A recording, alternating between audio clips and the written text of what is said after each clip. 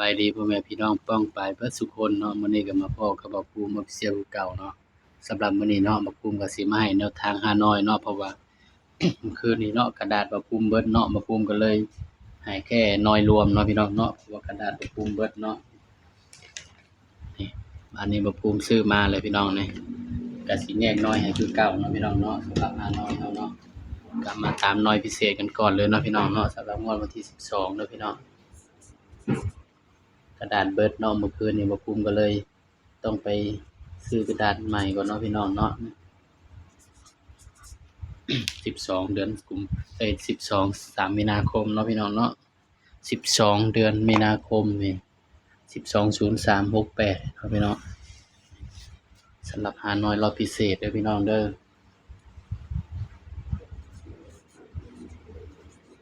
บ่ภูมิก็สิมาแยกน้อยให้บัดนี้เนาะสำหรับเมื่อคืนนี้กระดาษมันเบิดพี่น้อง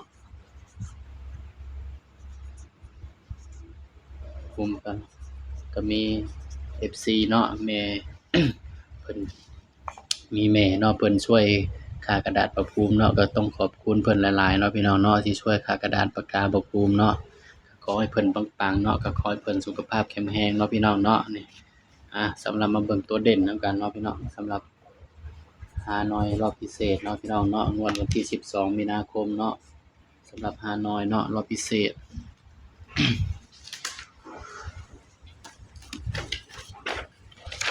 น้อยรอบพิเศษ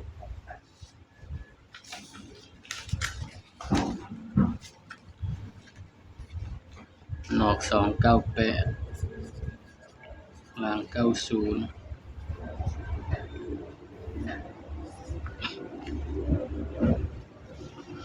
สำหรับตัวเด่นเด้อพี่น้องเด้อฮานอยตัวอื่นเนาะสำหรับเด่นเนาะบ่ภูมิก็ให้เด่นที่1กับ7เด้อพี่น้องเด้อนี่ฮานอยเนาะนี่น้อยรอบพิเศษเนาะให้เด่น1กับ7พี่น้อง ย้ำว่าตัวเลขเป็นเพียงแนวทางเด้อพี่น้องเด้อมีเข้าแล้วก็มีหลุดเนาะบัดนี้มาจับชุด2ตัวนำกันเลยพี่น้อง10 12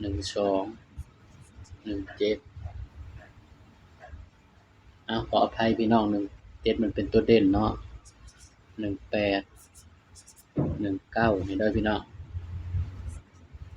70 72พี่น้อง78 79นี่เด้อพี่น้องเด้อนี่สำหรับฮานอยรอบพิเศษผู้อื่นเนาะพี่น้องเนาะนี่สำหรับตัวเด่นเนาะว่าผู้ไม่เด่นไปที่7นี่สายรูดสายวิ่งก็ไปรูดไปวิ่งเด้อพี่น้องเด้อนี่สำหรับฮานอยรอบพิเศษเนาะพี่น้องเนาะนี่ 298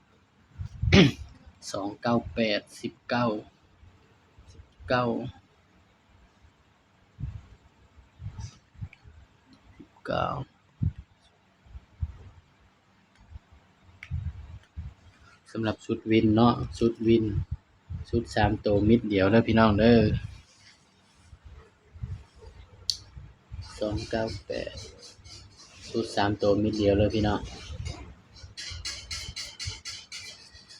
178นี่เนาะพี่น้องเนาะสำหรับน้อยรอบพิเศษเด้อพี่น้องเด้อนี่ตัวเลขก็เป็นเพียงแนวทางเนาะนี่น้อยรอบพิเศษเนาะพี่น้องเนาะนี่นี่ก็ให้เด่น1กับ7เนาะพี่น้องเนาะนี่คือเลข2เนาะพี่น้องเด้อนี่ไปมักแนวทางบ่ภูมิก็ฝากพี่น้องกดไลค์กดแชร์กดติดตามบ่ภูมิ Official อีกเด้อพี่น้องเด้อนี่ให้เด่น1กับ7เนาะพี่น้องเนาะสำหรับแนวทางเนาะนี่ บ่ภูมิสิกันให้2คู่เด้อพี่น้องเด้อกันไว้เนาะ